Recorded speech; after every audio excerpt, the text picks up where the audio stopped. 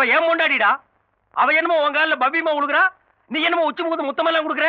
உனக்கு அவளுக்கு பழக்கம் இருக்காடா? உண்மை சொல்லணும்னா உங்க கல்யாணத்துக்கு முன்னாடியே அந்த பொண்ணுக்கு எனக்கும் நெருங்கின பழக்கம் உண்டு. எவ்வளவு நாளாடா? நாள் கணக்கா, வருஷ கணக்கா பாஸ்? ஐயோ, என் தலையில கல்ல தூக்கி போட்டியடா. அன்னைக்கு அந்த காலேஜ் பொண்ணை கெடுக்க போனீங்களே, ஒரே கல்ல 3 மங்கன்னு சொல்லி 2 மட்டும் சொல்லிட்டு ஒன்னு சஸ்பென்ஸா வச்சிருந்தானே, அந்த 3வது மங்காய் இதுதான். மாங்காயா? ஏண்டா கல்யாணம் ஆகி 1 வாரம் கூட ஆகல, அதுக்குள்ள மாங்காய் ரேஞ்சு கொண்டு வந்துட்டியாடா? சிவா சிவா, என்ன தப்பா பேசாதீங்க பாஸ். அந்த ஊமை பொண்ணு வேற யாரும் இல்ல, என் 6 உயிர் தங்கச்சி அமுதவள்ளி. தங்கச்சி ஏண்டா அப்படி கட்டி பிடிச்ச? விஷயம் இருக்கு பாஸ். அண்ணா, வாயில்லா எனக்கு வாழ்க்கை கிடைக்காதுன்னு தினம் என் தங்கச்சி பார்வையிலேயே கேட்டுக்கிட்டு இருந்தா. என் நல்ல நேரம் அந்த காலேஜ்கார வீட்டுல என் தங்கச்சி வேலை பார்த்தா, நானே பிளான் பண்ணி உங்களை ரேக்கி விட்டு என் தங்கச்சி ஏமாத்திட்டேன். இப்பதான்டா புரியுது. அன்னைக்கு நான் கைய புடிச்சு எடுத்த அன்னைக்கு அவ கத்தி இருக்கணும். கத்தவே இல்லையே, சைலண்டா என் கைய புடிச்சு கட்டில வரைக்கும் எடுத்துட்டு போனாலே. டேய், நீங்க ஒரு போர்ஜரி ஃபேமிலிடா. பாஸ், எப்படியோ என் தங்கச்சி கல்யாணம் நடந்து போச்சு. அதனால இனிமே வாடா போடான்னு பேசாம வாங்க மச்சான் போங்க மச்சான் மரியாதை பேசணும். எப்படிங்க? You respect take respect. மச்சான் கேக்குறேன்டா, கேக்குறேன்.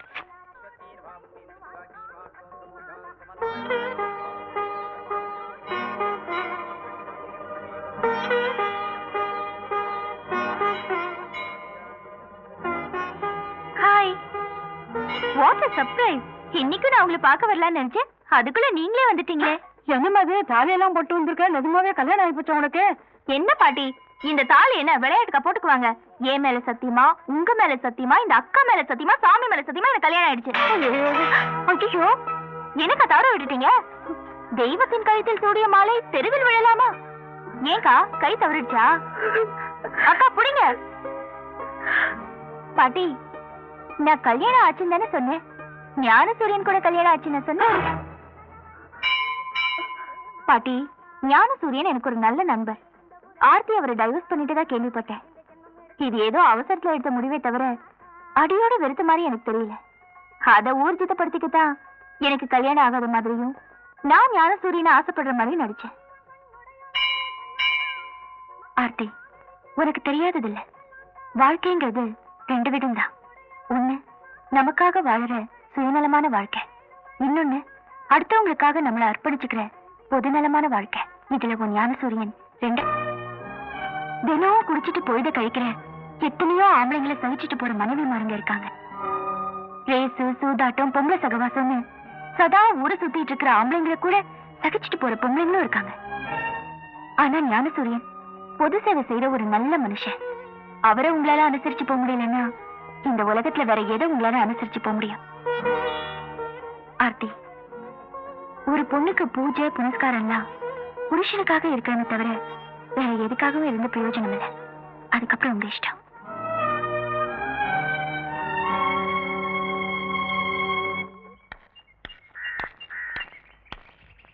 அண்ணே, நான் தினசரியிலிருந்து பேசுற மாதிரி ஞானப்பழ பத்திரிகை ஆபீஸுக்கு போன் பண்ணேன்.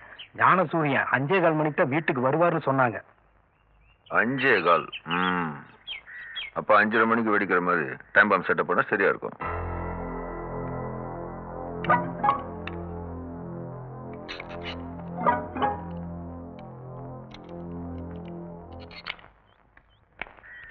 வணக்கம் ஐயா. வணக்கம். ஆசிரியர் இல்லைங்களா? வர்ற நேரம் தான். என்ன விஷயம்? இல்ல, நாங்க மயிலாப்பூர் ஏரியா ஆசிரியருடைய பொது சேவையை பாராட்டி இந்த அன்பளிப்பு கொடுத்துட்டு போலான்னு வந்தோம்.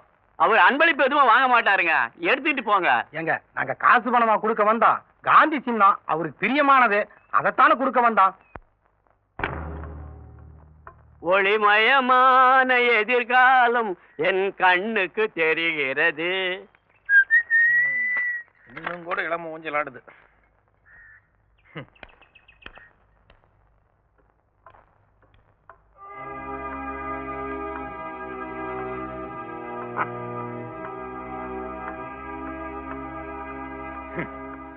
யாருகிட்டையும் எந்த காரணம் கொண்டோ அன்பளிப்பே வாங்கக்கூடாதுன்னு 90 தடவை சொல்லியாச்சு. ஆனா அந்த பெருசுக்கு இது புரியறதே இல்லை. காந்தி சேவா சங்கம் மயிலாப்பூர், மயிலாப்பூர் வரைக்கும் நடந்தே கொண்டு போய் கொடுத்துட்டு வாங்கன்னு அவர்கிட்டயே கொடுத்து அனுப்பணும். அப்பதான் புத்தி வரும். சாம்பு சார், சத்தமா பேசணுமோ? சாம்பு சார். அம்மா நீங்களா? நானே கேட்டுக்கிறேன். Sir, sorry.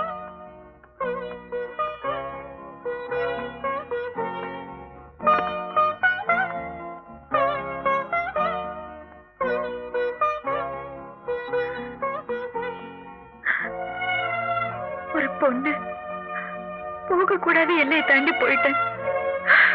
பேசக்கூடாத வார்த்தையை கூட பேசிட்டேன். என் மனைவி கொஞ்சம் அவசரக்காரிங்கிறது எனக்கு தெரியும். அதே நேரத்துல அவன் மனசுக்குள்ள என்னை விட்டா வேற எந்த சிந்தனையும் இல்லைங்கிறது எனக்கு நல்லா தெரியும்.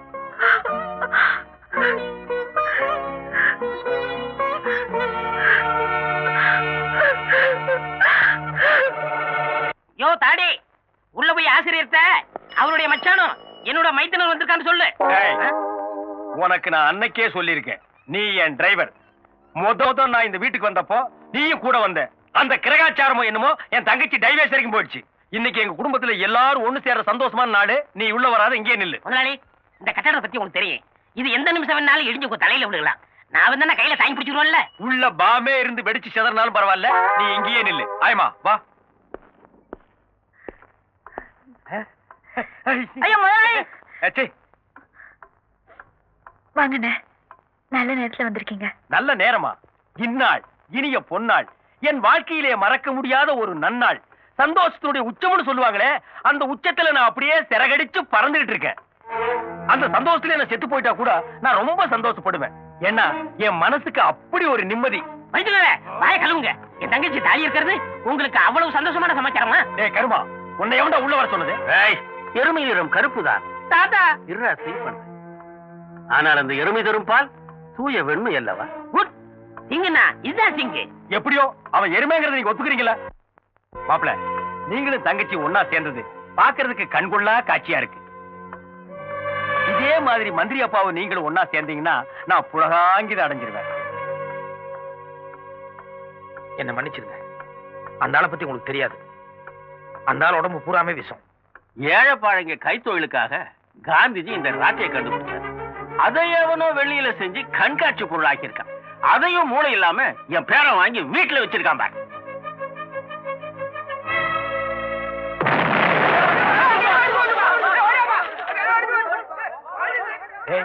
அநேகமா வீட்டோட முன்பகுதியே இடிஞ்சு விடுங்க. அந்த சத்தம் தான் இது. இந்த பகுதி இடிஞ்சு விடுவதற்குள்ள நான் பின்னால் ஓடி போயிருவோம். அப்ப காரி நேரம் சட்னியா இருக்கு, நம்ம ஹெலிகாப்டர் வாங்கிக்கலாம் வாடா. என்னாச்சு தாத்தா? ஆசிரியர கொஞ்ச நேரத்துக்கு முன்னால யாரும் அன்பளிப்பா கொடுத்துட்டு போல ராட்டை, அத வீட்டுல இருந்து எடுத்துட்டு வந்து வீசி எரிஞ்சாரு. அதே நேரம் பாம் மாதிரி பத்தி படிக்குது. பாம் மாதிரி இல்ல, பாம தான் யாரோ ராட்டுக்குள்ள வச்சு கொடுத்துருக்காங்க.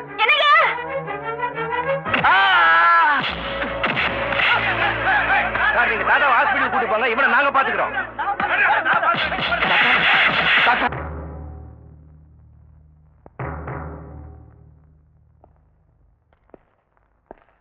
பயப்படுறதுக்கு ஒண்ணும் இல்ல. ரத்தம் கொஞ்சம் அதிகமா போனதால மயக்கம் அடைஞ்சிருக்காரு.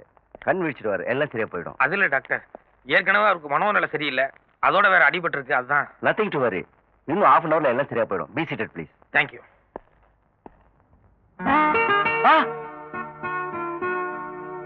பார்வதி, பார்வதி. நீங்க எழுந்திருக்கூடாது, படுங்க.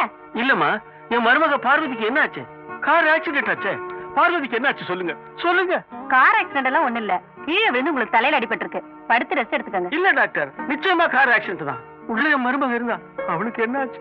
யாருங்க அந்த பார்வதி? எங்க அம்மா. இவர் ஏற்கனவே மனநிலை சரியில்லாதவர், அதான் உளறிட்டு இருக்காரு. ஞான சூரியன்றவர் தான் உங்களை அட்மிட் பண்ணாரு. இந்தம்மா, அவர் வெளியில தான் இருப்பாரு, போய் கூட்டிட்டு வா. ஞான சூரியன் குழந்தை? குழந்தையா? அவருக்கு கல்யாணம் ஆகி அவருக்கே ஒரு குழந்தை இருக்கான். தாத்தா,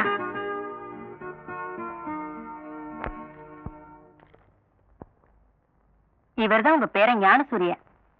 ஞானம், உன்னை சின்ன குழந்தையா பார்த்தது, இப்ப கல்யாணம் எல்லாம் ஆகி எனக்கு எதுவுமே ஞாபகம் இல்லப்பா. எனக்கு என்னாச்சு சொல்லு ஞானம். தாத்தா, வீட்டுல போய் எல்லாம் நிதானமா பேசிக்கலாம், கொஞ்ச ரெஸ்ட் எடுங்க. இல்லப்பா, இந்த டாக்டர் எல்லாம் எனக்கு மனோநிலை சரியில்லைன்னு சொல்றாங்க. அன்னைக்கு என்ன நடந்துச்சு? உங்க அம்மாவுக்கு என்ன ஆச்சு சொல்லு ஞானம், சொல்லு. அப்ப எனக்கு 7 வயசு இருக்கும் தாத்தா. வினோபாஜியோட பூமிதான இயக்கத்துக்கு நீ 500 ஏக்கர் எழுதி வைக்கிறதா வாக்கு கொடுத்திருந்த. அதுக்காக அடுத்த நாள் காலையில நீ ரெஜிஸ்டர் ஆபீஸுக்கு புறப்பட்ட. யோ கணக்கு பண்ண ஐயா, பத்திரம் பதிவு பண்ற ஆபீசர் வந்துட்டாரா? வந்துட்டாங்க, ஐயாவுக்காக காத்துக்கிட்டு இருக்காங்க. ஆமா பார்வதி, வாரம் வெள்ளிக்கிழமை தானே கோயிலுக்கு போவேன். இன்னைக்கு செவ்வாய்க்கிழமையே புறப்பட்ட. ஏதாவது விசேஷமா?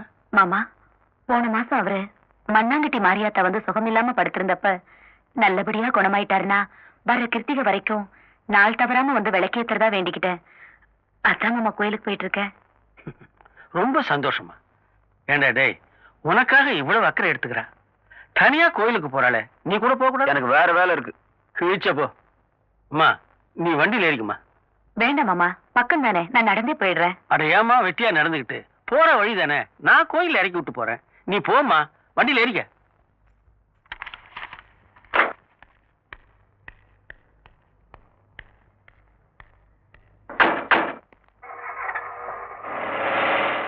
என்னையா அது?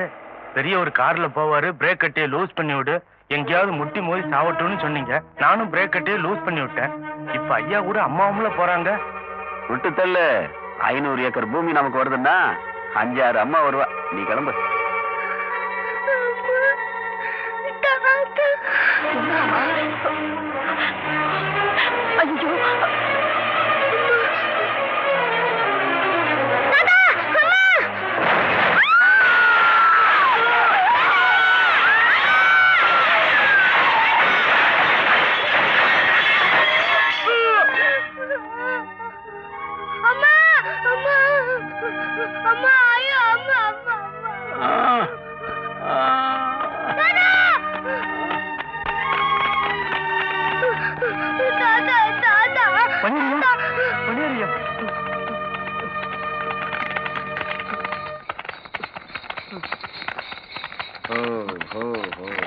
இறங்குங்கடா.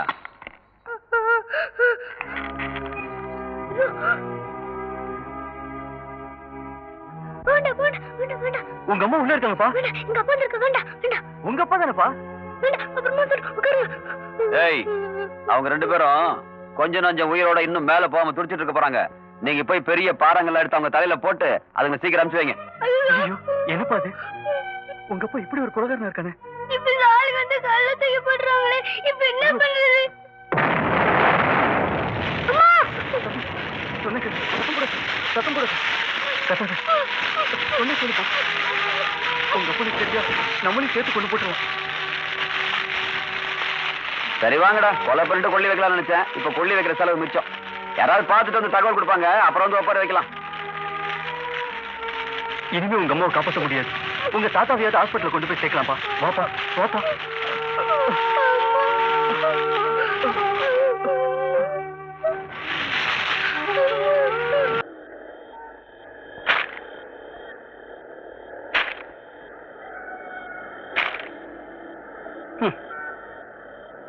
வெள்ளக்காரங்கிட்ட இருந்து இந்த நாட்டை காப்பாத்த நாங்கள்லாம் ரத்தம் சிந்தணும். நீங்க என்னடா அண்ணா இந்த கொள்ளக்காரங்கிட்ட நாட்டை ஒப்படைச்சிட்டீங்களேடா. அது எப்படிடா ஞானம்? கொலை கொள்ளைன்னு எதுக்குமே அஞ்சாத பஞ்சமா பாதகம் உங்க அப்பன். அவனை நம்பி இந்த ஜனங்க ஓட்டு போட்டு எப்படிடா மந்திரி ஆகினாங்க? பேச்சுல தாத்தா, இப்ப கூட உள்ள ஒரு மைக்க பிடிச்சு தாயே தமிழனமே உன்னைத்தான் நான் சுவாசிக்கிறேன் நேசிக்கிறேன்னு பேச ஆரம்பிச்சா இவ்வளவு நேரம் நான் சொன்னதெல்லாம் பொய்யோன்னு நீயே யோசிக்க ஆரம்பிச்சிடுவேன். அப்புறம் சாதாரண ஜனங்களை பத்தி சொல்லணுமா என்ன? இல்ல ஞானம், இந்த நாட்டு ஜனங்க மேல எனக்கு நம்பிக்கை இருக்குடா.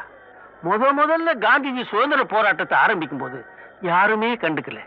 சுதந்திரத்தினுடைய பெருமை என்னன்னு புரிய வச்சதும் வெள்ளைக்காரன் துப்பாக்கி நீட்டினான். ஆனா இந்த ஜனங்க அஞ்சாம நெஞ்சலி ஊத்தி முன்னால வந்து நின்னாங்கடா. அதே மாதிரி இந்த நாட்டு ஊழல் அரசியல்வாதிகளை பத்தி என்னன்னு புரிய வச்சுட்டோன்னு வையி, அவங்க எரிமலையா குமுறி வடிக்க ரொம்ப நேரம் ஆகாது ஞானம், ரொம்ப நேரம் ஆகாது. தாத்தா, ஆமா ஞானம், உங்க அப்ப மாதிரி அயோக்கியத்தனமான அரசியல்வாதிகளுடைய பொய்யான முகத்தரையை கிழிச்சு சுயரூபத்தை நாட்டு மக்களுக்கு காட்ட வேண்டியது நம்ம கடமைடா ஞானம், கடமை. இல்லாட்டி நாம 2 பேரும் உயிரோட இருக்கிறதே வேஸ்ட் தான். தாத்தா, துடிக்குது விஜயம் ஜெயிப்பது நிஜம்னு அடிக்கடி சொல்லுவியே, இங்க பாரு உணர்ச்சி வசப்பட்டு உடம்பு எல்லாமே துடிக்குது. நம்ம 2 பேரும் இப்பவே உன் புள்ள வீட்டுக்கு எதிரில் போய் நடு ரோட்ல உட்கார்ந்து சாகுமுறை உண்ணாவிரதம்னு ஒரு மிகப்பெரிய போராட்டத்தை ஆரம்பிச்சிருவோம் தாத்தா. அதை விட நாம 2 பேரும் இந்த மாடியிலிருந்து எட்டி கீழே குதிச்சு போய் சேர்ந்துடலாம். தாத்தா, பின்ன என்னடா, வெள்ளைக்காரனுக்கு மனசாட்சி இருந்தது. அதனால காந்திஜி ரூட்ல அஹிம்சா வழியில அவனை எதிர்த்து போராடினதுல அர்த்தம் இருந்தது. ஆனா உங்க அப்பா மாதிரி ஊழல் அரசியல்வாதிகள்லாம் மனசாட்சியே இல்லாத கொள்ளைக்காரனுங்கடா. அவனுக்கு காந்திஜி ரூட் சரிப்பட்டு வராது. நேதாஜி ரூட்ல போய் அதிரடி தாக்குதல் நடத்தினாதான் சரி வரும். Come on, follow me. தாத்தா, இப்ப நம்ம எங்க போறோம்? நானும் எங்க போறோம் எதுக்கு போறோம்னு கேட்டு என் டைமை வேஸ்ட் பண்ணாத. நான் ஒரு யுத்தத்துக்கு ரெடி ஆயிட்டேன். ஜெய் ஹிந்த். நேதாஜி, தாத்தாஜி.